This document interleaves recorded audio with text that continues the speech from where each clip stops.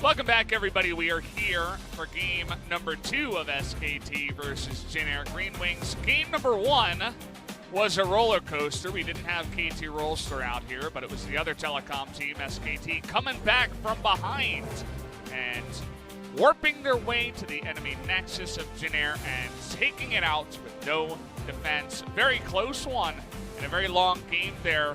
Let's see what happens in game 2 now, Papa. Feels like we're following the spring script, though, because if you remember, Malrang had a good game. SKT almost lost to Jin Air, but the game 2s are where Jin Air fell away, when understandably, after a close loss, confidence might be shaken a bit, things get harder. But I'm sure the SKT fans come into game 2 with more expectation, because game 1, it's not enough just to win as SKT. You need to win in style. The style was slow, the style was reactive. Does SKT take the backseat again, or has game 1 force them to burst into life? We'll see if it starts with some fun in the pick and ban. Yeah, we are going to be swapping sides this time around. We saw that SKT did not want to play that Yumi. On the blue side, they do not want to play it or let Jin Air play it here at all, so it will be banned out again. SKT have often been one of those teams that end up blue and red side banning champions. They just don't feel prepped and ready to go because they're the sort of team that prepares for 138 champions and there's about 6 that they're not feeling so good about. It's just the way SKT rolls. Sejuani blue side ban. Understandable there's not a Malrang champion, but shows you that Sejuani does fit into this first pick required status, as we've seen so far in the LCK. If you're watching the LCK for the first time, an SKT fan perhaps, for this season, Sejuani and her ability to empower Camille and Fiora and those melee assassins who can stack up a passive fast, Aurelia, the most prominent one, has really catapulted her to first pick status, because the moment you see her, it's that power you can pack with her that makes drafting against a first pick Sejuani actually pretty tough. And Jin Air, again, going to ban that one away so we don't see it, but we are going to have some mix-ups here in the pick ban. This time around, Rise is going to be taken away, as well as the Silas. So SKT, on blue, they banned Aurelia, Olaf, Yumi. This time it's Yumi, Silas, and the Nico. So that does leave Aatrox open, which was banned by Jin Air last time. But it's Aatrox open against a noted Fiora player in Kahn. So this is a predicament they will have to consider here. Jin Air Greenwings. SKT, we'll see where their priorities lie, because I've been a bit surprised that Akali has dropped as severely as she has. Yes, she's been nerfed a couple of times since MSI, but she still has a very powerful kit. People have been just dropping Akali from their pick bans, with 2 of the big 5 from MSI banned, in this case, Rise and Silas. Akali will be claimed for SKT. We are expecting it to be a mid laner. Seeing the Rammus hover, Rammus very popular in solo queue the last couple of patches, but unlikely to be locked in here, I would say, after the latest nerf. We're going around the gauntlet here of all the other junglers that are not Jarvan and Rek'Sai, or Sejuani or Lee Sin, but they're banned. So there's only 2 other choices here in League of Legends currently, and one of them was picked up here with the Rek'Sai. Sexiest Rek'Sai I know is Clid. Remember that game against G2, game number 3, his 10-kill, super hard carry performance put SKT with 2 match points to make it to the MSI final. He'll take the Rek'Sai, but the responding Skarner, that was something that North America was playing before other teams recently, is a really good compositional answer to that Rek'Sai. And if you don't pop off early, it can punish you mid-game onwards. So forgot about the Scorpion, but comes in here for Malrang, so kind of interesting to see. And Lux, another choice we've been seeing pop up nowadays with the Aftershock, is going to be picked up once again here for Jin Air. But it's going to create those Season 3 feels, Valdez, because it's an Akali versus a Lux. And if you remember, it was FLICKR on Ahri and those assassins just killing supports left, right. It felt like every mid laner at Worlds 2013 got like 5 kills on the squishy support. If Lux hits the binding, she gets Aftershock, maybe she lives. She misses the binding, she's dead. It's a very binary situation. One thing happens and you live, the other thing happens and you die. It's it can be punishing, you know. Bit Russian roulette, isn't it? Yeah, you got to be good. There's only 2 slots though for the bullets, so kind of a weird gun. Your percentage is actually quite high there that you're going to die. So it's a struggling one. No AD carries taken first round. You'll notice a Sivir ban on the red side. SKT could have definitely opted into Sivir this game. It doesn't look like they want to go that way. It seems like they want to play Ezreal Valdez. So let's see if Jin Air ban away the Ezreal, because they're definitely going to pick it. Yeah, definitely they got their sights on that one. Does mean that the Fiora remains alive. If Jin Air wants to ban that out, they absolutely could with their last ban. Just give that Ezreal over once again. It's just so punishing. Okay. If you're open and SKT actually going elsewhere, maybe something like a Xayah here. Because they're going to ban away Ezreal on red side. You want something with mobility because you're, again, going to have very little peel. So self-peel is usually what you need when you have Akali, Rek'Sai, and North. That's why we were so confident about the Ezreal. The Fiora ban is provoked after all. Xayah, the first AD carry I'm considering here. Let's see if SKT is going to throw our ideas out and do something different. Lucian would just be let's punish early game and be a movement away from what we were considering. It's definitely a champion that can say, hey, you're going to throw out 1 CC, and if you miss, you're dead. Well, not dead, but you can do a ton of damage too. Lucian is one of those picks. So looking to mix up the bottom lane with that pick up against Lux. It's a surprising one now, because we actually loved it at MSI when they moved away from the scaling lane, started playing Lucian Galio and actually playing 4 lane. You can still do that with Lucian, but against Lux, the pretty short effective range on Lucian, who spends most of the time kind of trying to harass with Q through minion waves and walking up pretty close to minion wave, you get poked out quite a lot by Lux. Yes, you can all in if everything hits, but this is a surprising time to choose that Lucian. It's going to be Jin Air that ends up on the Xayah this time after all. From there, looking for a mid or top laner in this final pick. Thinking about it, and they are going to lock in the Lissandra, so definitely very good up against the Akali. Wants to have some safety this time for Grace. All right, SKT, what we doing is what I can ask on their behalf. No mid lane Nautilus so far. It's going to be support once again with an engaged support. The Lucian maybe can get work done level 1, level 2.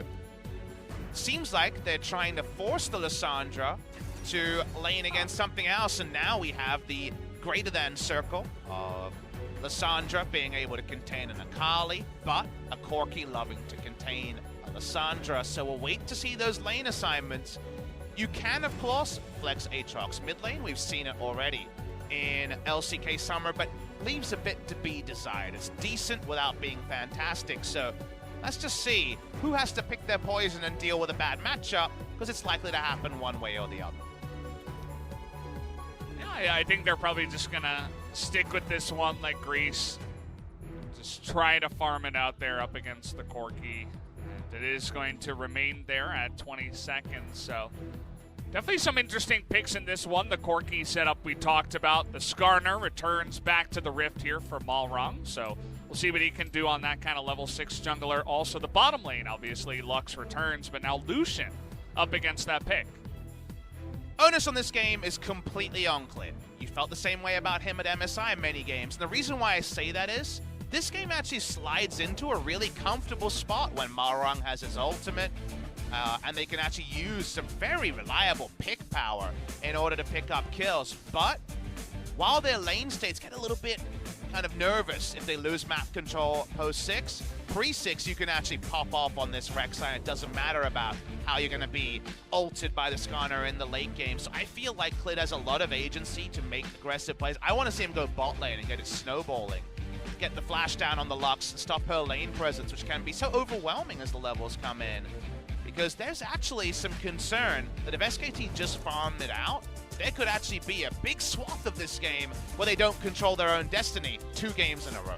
Well, Papa, you would hope that they are not just going to sit back and let Jin Air do whatever they want for the 2nd time in a row. So let's see if things change up for Jin Air versus SKT Game 2.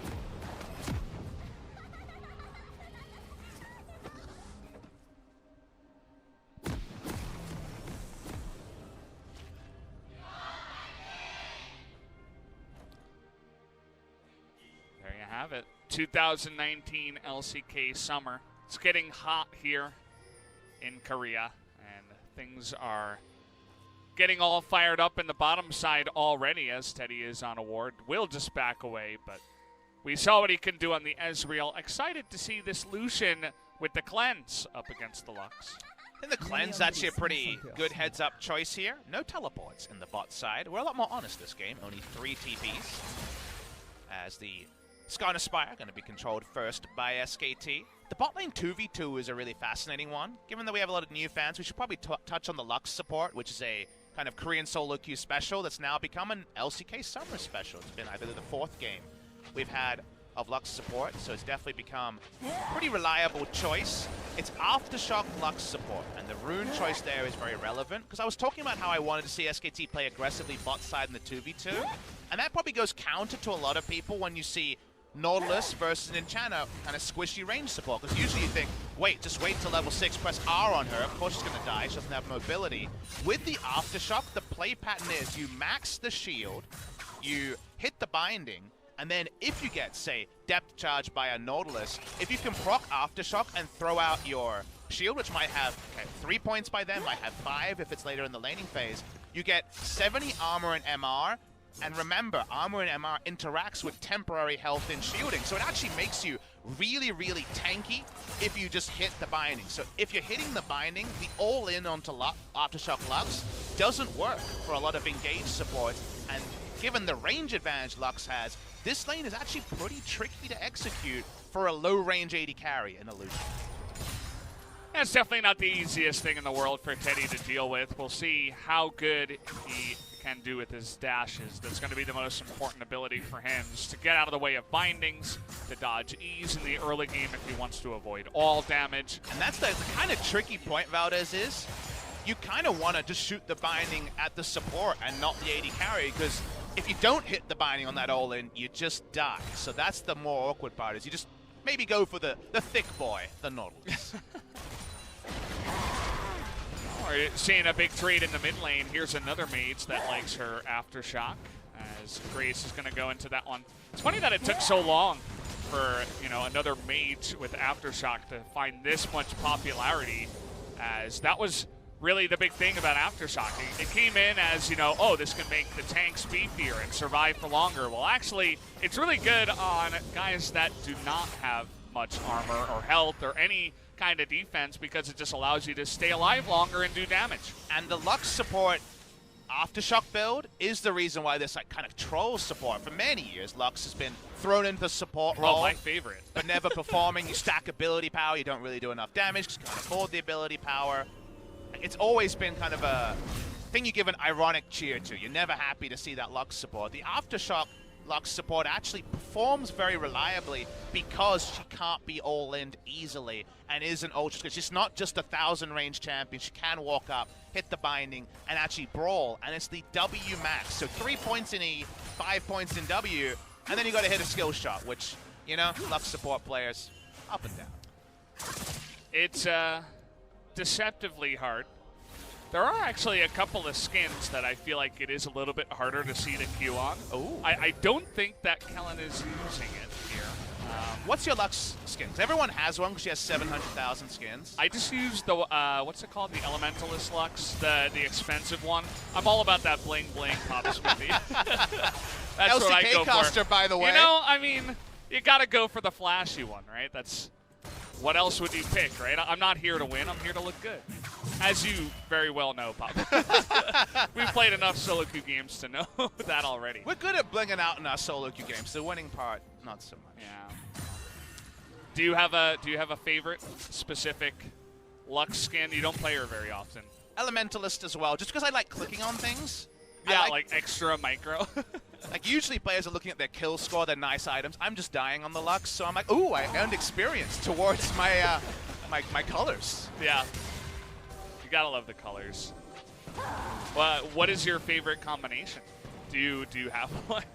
Not really. I just try to mix it and match it. Yeah. I usually go for Elsa. That's my favorite, the Ice Queen. I have a much stronger opinion on how League should be played. I like it aggressively, and while we see 4 champions on the screen, it's a level 5 Skarner, so I feel like I'm going to go unrequited in the early game action, and we outlined that we want to see SKT use their advantages early, because eventually Rek'Sai goes in, gets ulted by Skarner, kind of dies. Yeah, you saw the Nautilus hanging around here too. It is just the support Nautilus from Mata. Supportalus, as I like to call it. Supportalus, yeah. Didn't find much luck on the Braum, so he's like, I'll go for an even thicker boy with more armor. That'll be the Nautilus. And it's the kind of Transformers-inspired Nautilus skin. I appreciate, kind of Bumblebee-esque. Yeah, a little bit. It was one of the release skins, I think, so I think that's what they were going for at the time. Long time ago. Actually, when Nautilus was released... Bioshock, a little bit. I can see that.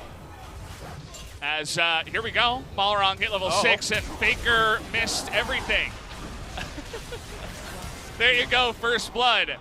Valkyrie into the wall and then flashed into the bush. There was a ward there, so that was a little bit embarrassing. But you can see Kellin, he missed his binding, took an insane amount of damage from the Lucian. But after getting that kill, Jin Air just come over and say, thank you very much, this is our dragon now. And awkwardly, it was one of those you only had one jobs for FLICKR, because all he had to do was keep lane priority and be safe, and that's what Corki's for. It's flash, cleanse Corki.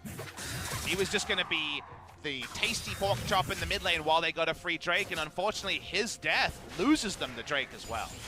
We're going to watch the replay here. Not on a wall, you'll notice, no deep vision from SKT because they hadn't been able to play aggressively. Predator's popped, FLICKR knows what he's up to.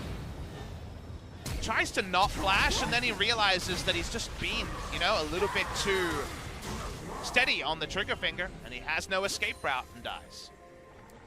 You can see also that they were highlighting that Grace was staying a little bit far away from that one. Very passive defensive, maybe even out of range. But I'm going to have to hold that thought here as Lindarang has to flash away from this one, and that's about as easy a kill as you can ask for. New Aatrox, definitely some prized meat up in the top side. They're going to take another kill there. Gonna lose some Scuttle Crab vision, it seems like, but they'll get the actual Scuttle Crab. But Jin Air, that's the reality of Aatrox when he's not getting the ganks. He does not have defensive utility, his ultimate outside of movement speed. Ult, flash, death. That's why Aatrox, yes. The late game payoff, if you can farm it out, is insane. 5v5 wise, Aatrox kind of sucked before. Now he's really supremely overpowered with how much healing he does. But the cost is pretty significant, Valdez. Now your laning phase is much weaker. He loses to many lane opponents, especially with ganks. And that just means he's such a different proposition. He's almost a new champion, even though the rework wasn't as big this time. Literally just too far up the lane, dies to almost 95% Akali's damage, has to flash away from that one. Good play by Kahn to use the first part of the ultimate to get away from the first part of the Q. And it does go for that outplay. We talked about getting ganks for the Aatrox. Malrang just going to come up here and clear out some vision to start. In previous patches, you see the ward being cleared out, but your Aatrox, like, I'll just push this. I got my Q. Riven-esque and just pushing out the wave and get away. And worst comes to worst, if that damn pesky jungler's camping, I'll get out. Now he doesn't even have ult. He doesn't even have ult. He's almost dead. Yeah. Look at Malrang. He's like, yeah, what did you expect? I'm leaving. The point I was getting to was, you didn't have to have lane control on Aatrox before because you had a huge note button in flash and ult to always eventually crawl away. Your note button is gone, so if your laning phase isn't on, if your lane control, as we've seen from Lindarang, has had the lane in an awkward spot, Kahn has been freezing it outside his turret, and that's 2 kills straight up. You don't got that note button, you just die. And it was interesting to see as well, Clid just returning to the top lane. They knew the Aatrox didn't have the flash, so this time with the help of the jungler, thought it would be even easier. They were right as Malrang got their second. But to be honest, I mean, Lindarang was already at about half health when Clid even came in, so got a question. It seemed like Lindarang was just trying to bait it. They didn't expect Clid to be there. As now FLICKR is going to have to cleanse this one. Didn't have his flash, so is just able to get away with the cleanse, though. The wards you're required to be able to 100% be out of range of Lux spells have to be so deep, Valdez. You can see Malrang gets the steal there with the chilling smite as well. So they're being really good. This Lux, you can tell, is throwing off some of their movements because the cleanse is purely because FLICKR's not respecting a light binding over the wall. Kind of like how when you're playing against Rammus and you have to go for the very deep lane wards, your ward line always has to be deeper to fully understand Lux's threat range. You need that extra bit of change and information to get into this one, but FLICKR, although he did have that earlier mix-up, is going to be doing quite fine. Slowly farming it out here against the Lissandra. Isn't going to die another time. Is about to have his flash available the next time around. And should be good for that lane as Kellin has got a pretty short cooldown on that one, just searching around and seeing what damage he could do. And while you're clearing wards is a squishy support, always a scary thing. You have two abilities that you can throw out, like you mentioned, on short to medium cooldowns. Level 1 ultimate a little bit longer, but the Lucian Singularity, the E, a lot shorter. The check brush, right? So you're actually relatively safe in a scenario like that to clear vision. However, if you're willing to use your E and R cooldown to check the brush, probably tells the enemy there's an important ally on the bot side playing around that lane. You take a look at this now. Kellin and Root is going to push this one in. Already 3 are going to be down as ultimate does come in. Malrang going to show his face and does force the flash out of Mata. You can see how hard it is to play this Lucian Nautilus lane. That's a lot of defensive summoners that have been blown by the Lux and the Skarner duo so far. We talked about how it was pretty telegraphed that Skarner's bot side, well, Skarner's happy if he exits this without a kill, but does get the Infernal Drake. Infernal easily comes in. You can see that E from the Lux, just checks the brush, knows exactly where the enemy is. Both Teddy and Mata had to be respectful down the bottom side, clear it out, and now an Infernal and a Mountain Drake are already in the hands of Jin Air with another Mountain Drake coming out. This is not like game number 1 in terms of the Drakes. So Jin Air getting off to that nice start. They don't quite have that big gold lead they had in game number 1, but again, it's still early in this one, just 13 minutes in. The game plan for SKT will be to try to rotate around the Aatrox in the 1v1. That's what they want to do. It feels like there'll be item points. We've already kind of reached it for the Akali, but it will come for the Corki later, where both of them can answer Aatrox in the 1v1. And if they have tabs on the Skarner, they'll probably be able to pick up kills there. Because the Aatrox is largely going to be wanting to hold the line and teleport in for the 5v5 power that we know is in that Aatrox kit. But SKT is going to try to slow that down. For that, they want Clid to be ahead of the play. In the Drake terms, no. In the kill terms, yes.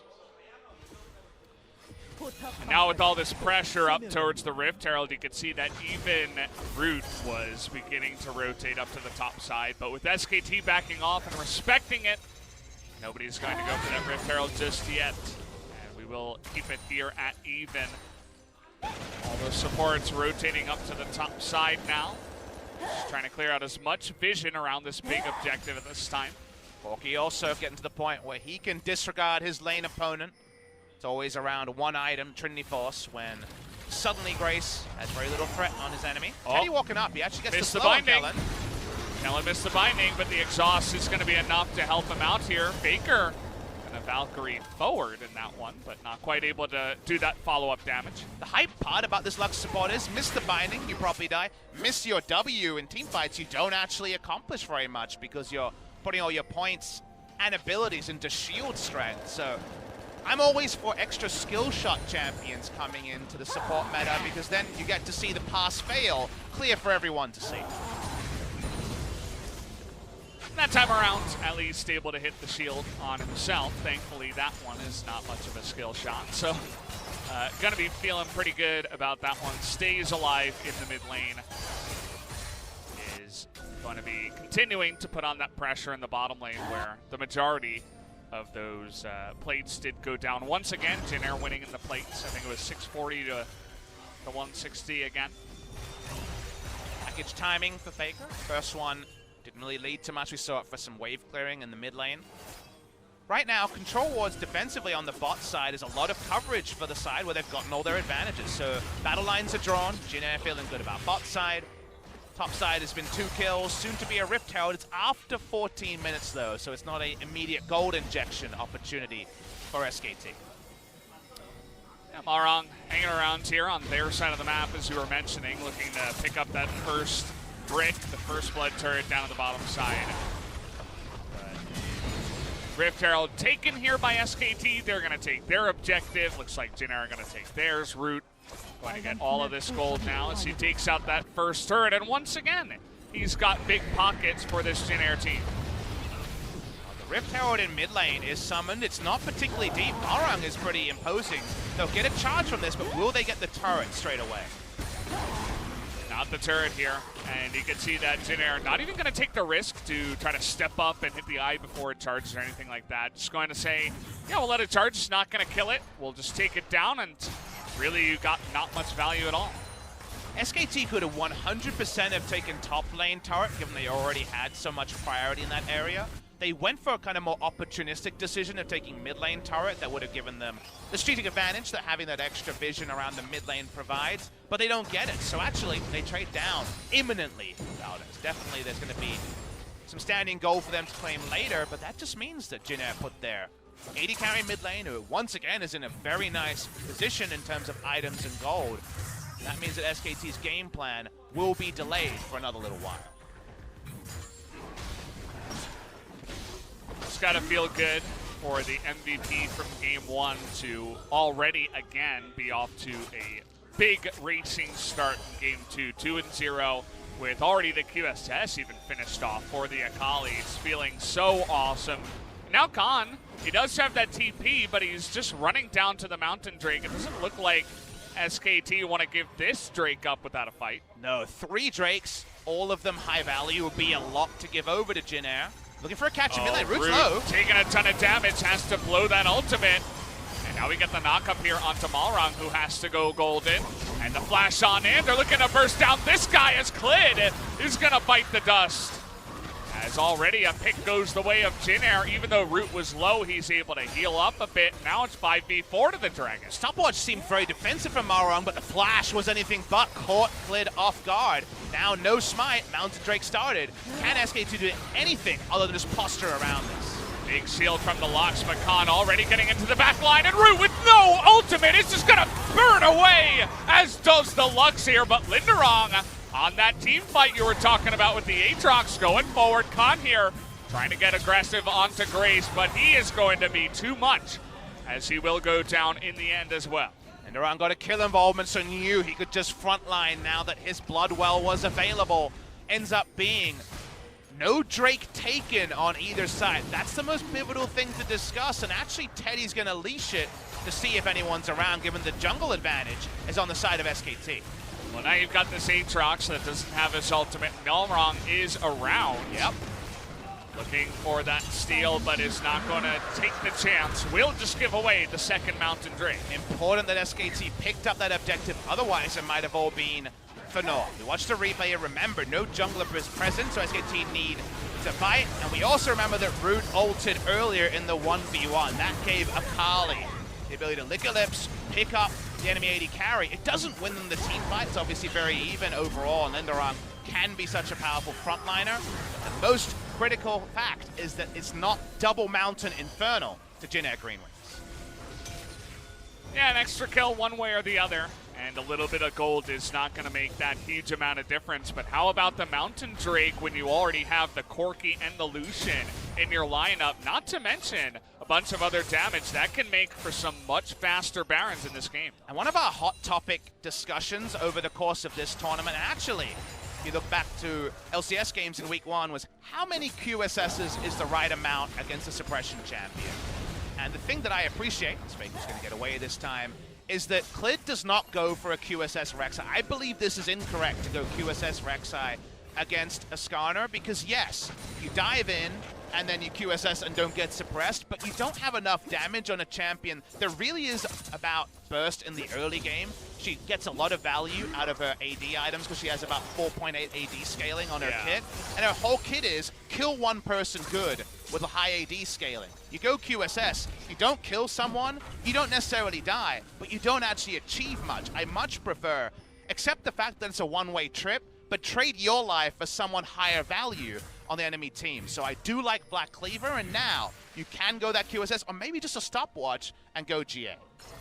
I'd have to agree. It does feel like too much of a crutch if you do go for that QSS. I think just have a better engage, better positioning, and then try to go untargetable at the right time and do that damage you were talking about. Get into the back line, especially with the Xayah and the Lux. Be that extra threat alongside of your already fed Akali, and let FLICKR do the sustained damage to the front line alongside Teddy. So gotta like it here as we are moving into this one. You are pointing at a particular item for our Skarner. That's right, Shirelia's Reverie going to be coming out here for the Skarner. Another move quick ability alongside the Predator. Now allows allies to move fast. It might actually be very helpful for Aatrox to not use his first Q in order to reposition. It's not usually the way, as Malrang actually is just insanely fast. Turbo Skarner not going to actually find the target. Usually we see things like the Zeke's convergence to give more damage coming through to the Xayah. And actually we probably won't see a Zeke's come through on the Lux, so it's actually a bit conspicuous not to see that. But I guess it's just, if we finish it first, I get in there and find my man. Gray's showing us just how important the Aftershock is. Moves forward after a huge chunk, takes it, and FLICKR has to back away. FLICKR Valkyrieing into that one, looking for the play. But Skarner also hanging around, and Jin Air trying to make something of what they may feel to be a lead. It's very even in the golds, but how do you feel like the game state is currently at here at 22 minutes in the game? I think right now, Jin Air around their 80 carry in a 5v5. If the backline isn't under threat, then I think they're really, really comfortable. They're not worried about Rek'Sai. The only person they have to keep tabs on is Akali, and then they'll try to fight front to back around that. If the first person dies and Aatrox gets his Bloodwell online, then I think they really do have the ability to roll through SKT's team pre-Infinity Edge on the Corki. It changes with 3-item Corki. QSS delays that timer, so I think right now, Jin Air want to 5v5 fight, and I think most of how the fights are likely to go suit them, but it's all conditional. There's no guarantees right now, so I think Jin Air needs some map control, and if you look, they actually don't control many places on the map. A couple of awkward spots. You see that ward up towards the top side near the top tier 1, and also the one over the wall here to the right side. Good binding. Looked like that did any damage. It missed. Yeah, well. It missed in quotations, but didn't do much. It was a predictive binding and then an ult that missed, so it's kind of a weird conflation of what we usually see. Triple QSS now, so one finished on both the 80 carries and the Akali. Only people that can be picked is the Rek'Sai, who we should admit now doesn't have a lot of presence. Now Rek'Sai's truly a Tremor Sense bot because she can't walk up and shoot Prey Seekers or look for a flank. She'll just die. Once again, Jin Air showing strength here around the Dragon. Really want to get that Cloud and make their Skarner and Aatrox in particular just get straight to the fight. So the Cloud actually not super low. And speaking of which, and getting into fights, we're going to click the first person we see. They get Mata, but here comes the TP. Grace in the front line is going to be denying a bunch of damage, but Mata still alive for so long. And here's Kahn trying to get into the back line. Will he have that damage? Yeah, he goes through 4 people, but now is on the run and is going to be dunked on the backside of this fight. So did a little bit of his job, but immediately dies, and now it's 4-on-3 in favor of Jin Air. The 2-for-1 trade there was always implied because Lindarang was able to finish that kill on Mata and continue to be a frontliner. Always be watching that, whether you're a Jin Air or SKT fan. It will be the difference between a win and a lost team fight for Jin Air. Now you can see that Clid and FLICKR continuing to hang around here, but it is Jin Air who have control currently. They don't have deep vision. They don't actually have the control ward on the pit, so they can't just take a freebie Drake on the back end of this. SKT waiting for their respawn timers, and even though Jin Air trade up, Rude. Oh, Rude trying to go 1v1 once again here. Oh, nice stopwatch, but you're dead, buddy, as he will be dunked there by the bomb of Phosphorus from FLICKR, able to just do that one. And Root once again trying to contest up against Teddy, thinks he can get away with this ultimate, but the rest of SKT is there. And that reminds me of the game 1 decision of Malrang to walk into the enemy jungle when there hadn't been a full reset and die and give over control on the Elder Dragon area, because unfortunately Yes, Root had been able to keep this mid lane turret up way longer. Remember that charge from the Rift Herald was like 8 minutes ago, and they kept it up this long at about a third health. But this time, with his support still coming back from base, with the death still on the Rift, Root had no business walking up, and he was baited into another trade from Lucian. Gonna watch the replay how this starts.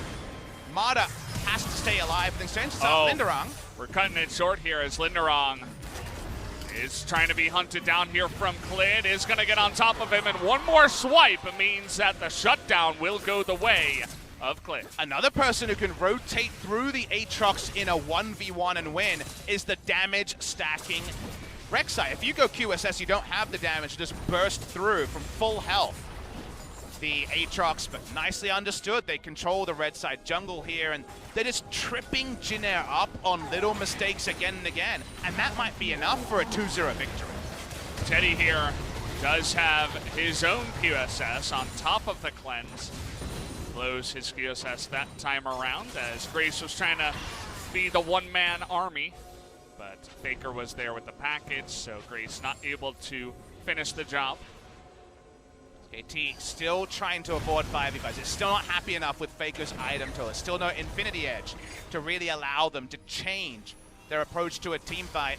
Ultimate from Lux used to check around the Baron area. But these are the plays you want to make. Sadly for Lindarang, he thinks he's fine. And he very clearly is not, because this is Black Cleaver on the Rek'Sai, and this is Lindarang playing like it's old Aatrox. Old Aatrox, you make a small mistake, like, oh crap, I'll press my ultimate. Yeah. You ain't got that button, you dead.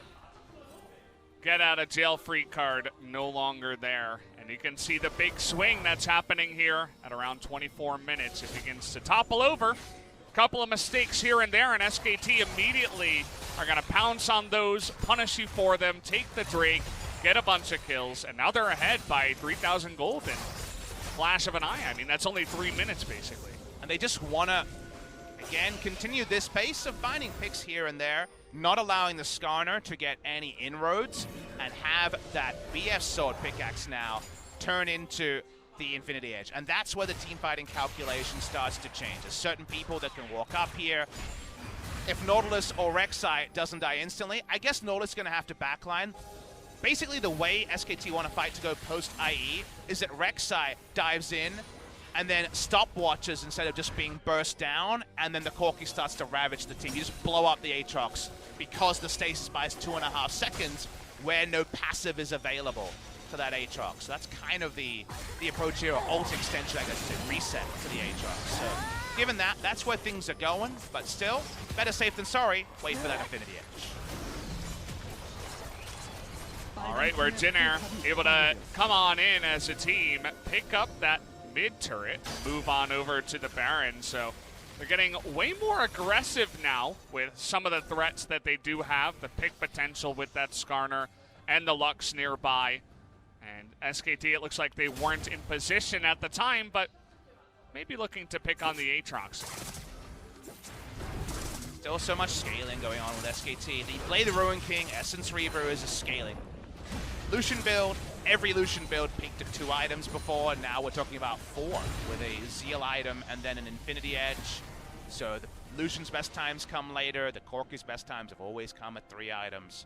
If you continue to get picks, you keep the game at your control, and you also like where it's going. So SKT, even though it's not explosive, even though the clock is going to read post-30, 2 games in a row against the 1-17 Jin Air Greenwings, they're much more comfortable about their spot in game number 2 than they were in game number 1.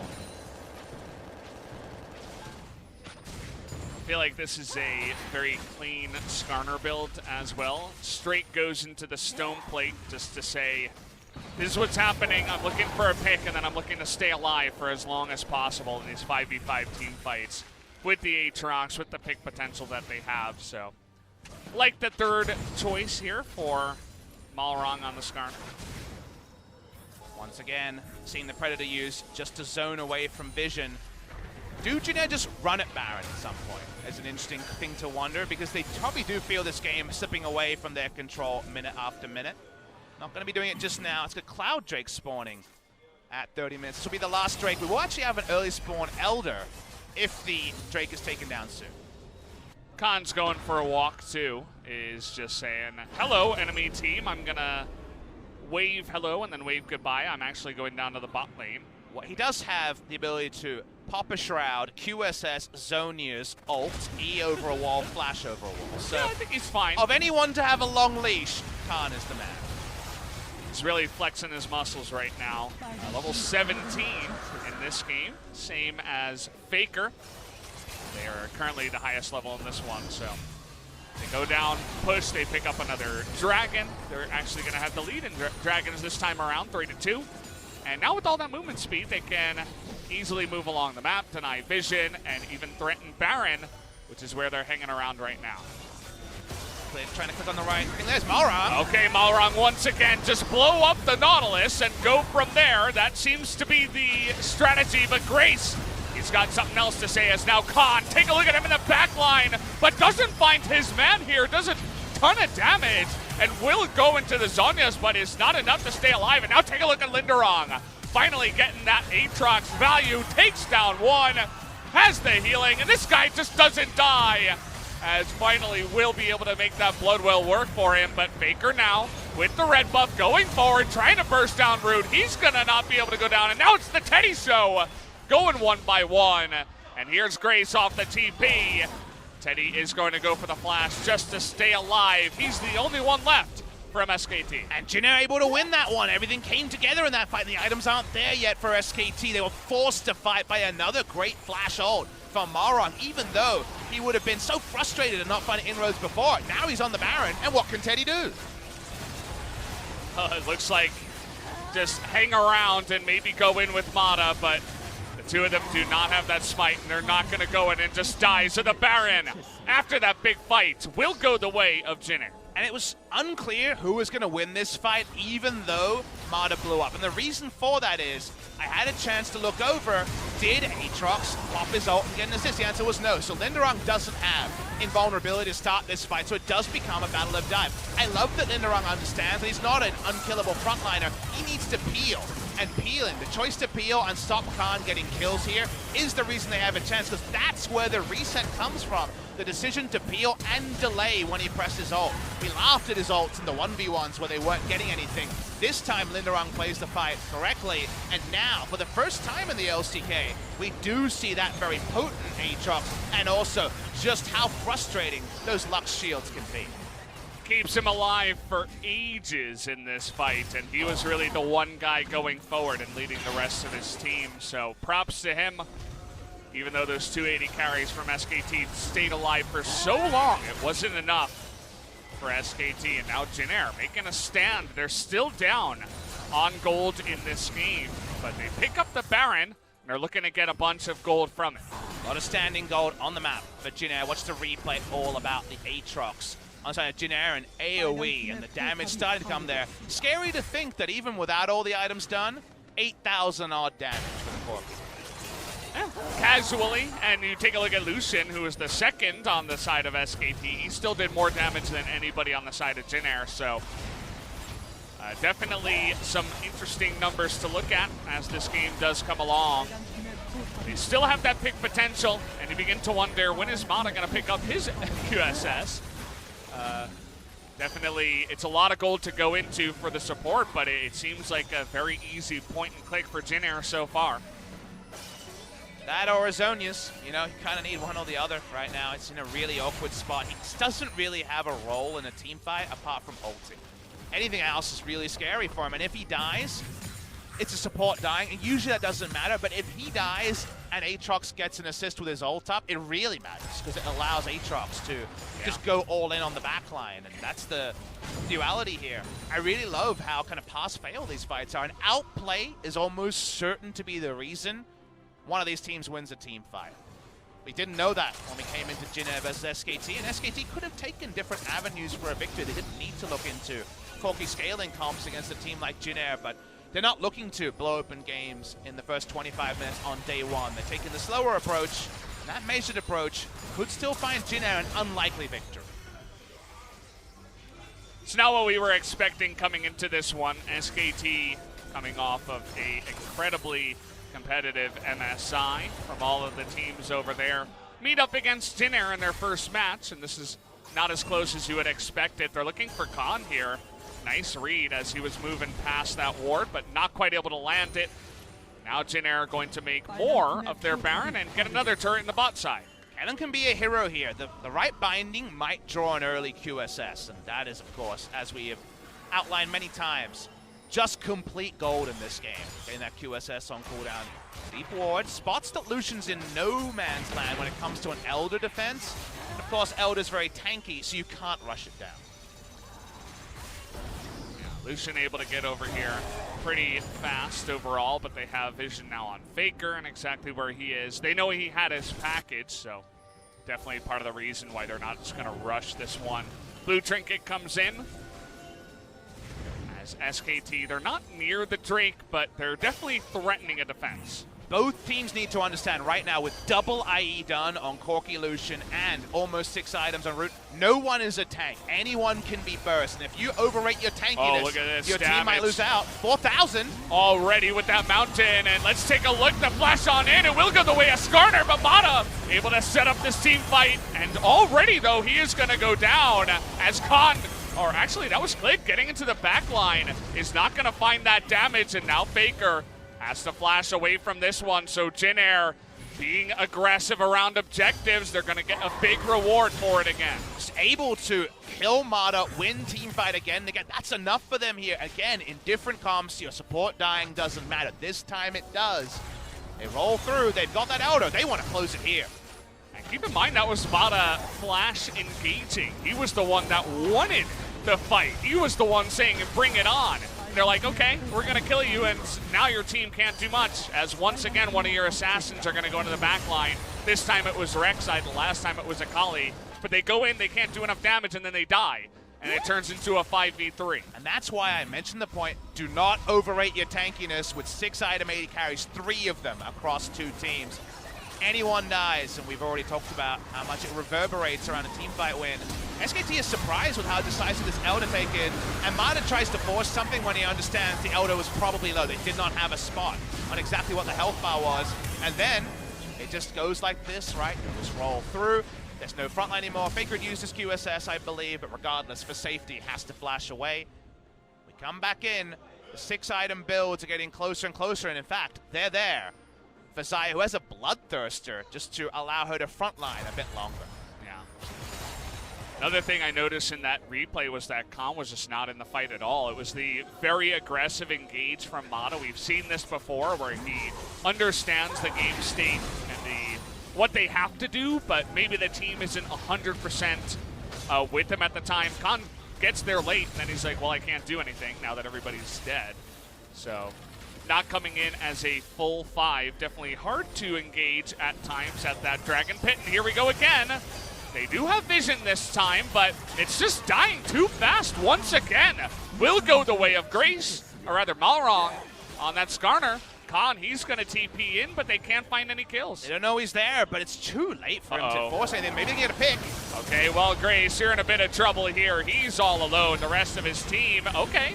Gonna go into ult into Zhonya's, but he's still gonna go down as his team will be forced to let him go. That's an important Baron to take out. Remember, that's a 1-3-1 champion losing Baron.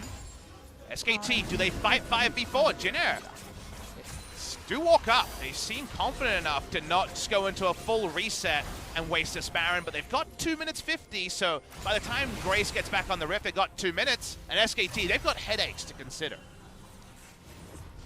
Certainly a rough spot here for SKT. Even a 5v4 is hard, as they're just going to tank it up, take another turret. They had to return to bottom side. They lose another Nexus turret. And in this day and age, every Nexus turret is super important. Now, it's not a Nico or a Kennen or anything like that on the split push. It's more of that 5v5 kind of champion with the Lindarang's Aatrox. But still, every turret matters here. Grace can TP in 8 seconds, so Jin Air continue to push up. They want to break the base and top. I'm just going to go for it slowly here with the cannon. FLICKR doing his best to poke it down. Kellin can throw out just insanely large shields. It's like 700 shielding. As Root for now backs away. TP available, but not drawn out of Lissandra. Looking for an angle, but not really finding it here. Just throwing out whatever damage Kellin has and poking it down when he can. That turret should eventually fall here. Looks like maybe not on this push, but they're really trying to make the most of that Baron, that's for sure. Okay, how about just go for it? Wow. That was a big... It was censored for a moment there. We're back in the action. Like, excuse me, I'm out of here. As now the push comes in, they can't get the assassination onto Lissandra, and they take out another big objective in that top inhibitor.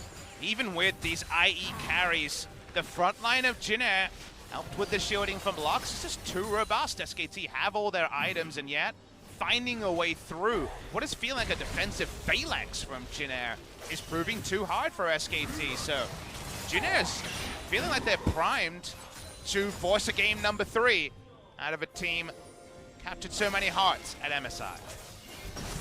Certainly does feel that way.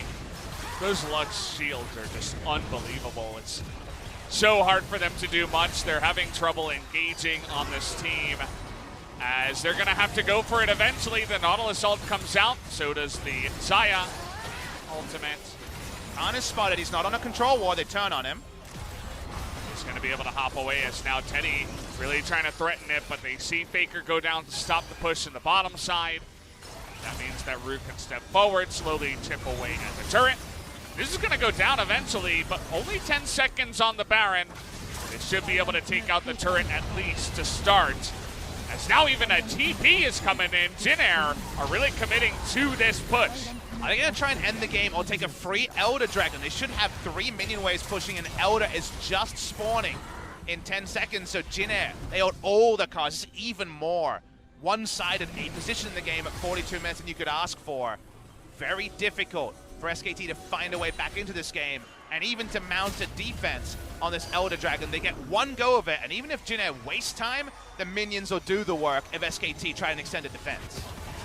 Well, this is one way to do it. They're going to find the guy that doesn't have the QSS. We mentioned it so many times, but they find the jungler too, as Rek'Sai immediately goes down. As this big composition from the side of Jin Air seems to be too much for SKT to handle. Though they're still trying to threaten it here, 4v5. They still have a couple of 80 carries that are desperately trying to unleash that damage. Not really finding the angle as the lanes are pushing in. FLICKR is gonna go down! Root is gonna assassinate him on the front line. Gets knocked up, and everybody else on the side of SKT will not be able to have enough as double kill comes in. TPs are coming in, and we are going to game number 3. A surprising game 3, but a welcome one, Valdez. Jin Air will not go down without a fight. 3 games against the MSI representative. Malrang stops Teddy, and Teddy's gonna have to deal with a 3rd game against his old org. Wow, definitely not a result we were expecting, especially after Jin Air kind of threw that one away in game number 1. And game number 2, much cleaner, and definitely a big-time win for them to take even 1 game away from SKT. And there were interviews with Coach Kahn after spring season where they were asked, obviously, open questions about what Summer could represent. They were not relegated. They were the final team to secure their spot in LCK Summer. And he talked about how he wanted to put the Jin Air players through some development together, go out and develop some more life skills, work on their teamwork out of game, and try to bring that in game. And this would not have been the Jin Air in spring season. In spring season, they would capitulate Valdez after they made a pivotal mistake. So you can see that the off-season team building between the Jin Air members has paid off, because they did not look in game 2 like a team shell-shocked by failing to secure game number 1. They came back, they gave their shots once again, and these shots were actually enough to take down SKT. And if you look at the balance of play, if you add the minutes together where Jin Air have controlled the game versus SKT, Jin Air have controlled more minutes than SK Telecom T1. SKT are kind of letting them do it, you know, especially starting from the pick ban into their play in the early game. It's like, we're going to scale up and we're just going to beat you in a long game that you like to play. Well, Jin Air, they tune it a little bit. They play a much better game number 2, and now we actually have something exciting to look forward to here for game number 3. As you can see, FLICKR did a lot of damage, but he did not damage the Nexus of Jin Air. We're all tied up here at 1-1, and we will have that game 3. We mentioned that we needed to see SKT use their Rek'Sai when Rek'Sai will be strongest, and when we saw the solo kill on the Aatrox when the Black Cleaver came in, we loved it. No QSS, no problem, get your work done now. But it ended up just being work done to get Corki and Lucian more items, which yes, at that point onwards would be fruitful for them, but not enough, and not if Jin Air was going to play really smartly around how they approach fights. They weren't caught in no man's land again and again. Only once was Root caught in the mid lane. Elsewise, they stayed together, they played out logically, and that logic led to a very surprising game victory for Jin Air against SKT. Jin Air not really showing up to Summer and saying, hey, everybody can take wins off of us. Easy time every time you guys go up against. Take the free win and, collect your money and pass go. These guys are fighting up against the team that went to MSI. And we were screaming for that. I was sat here saying, I just want to see Jin Air fight. Don't roll over. This is exactly what I want to see. Credit to Jin Air. They showed a lot of heart this series to come back, and we're not done. How did SKT rebound from this surprising loss? It's going to be interesting to see what bans come through as well. Silas and Nico taken away this last time around. Well, now you have to consider other stuff. The Skarner, even the Lux. You don't really want to ban that one, but Jin Air showing they have some picks up their sleeve. Let's see what happens in game 3 after this break.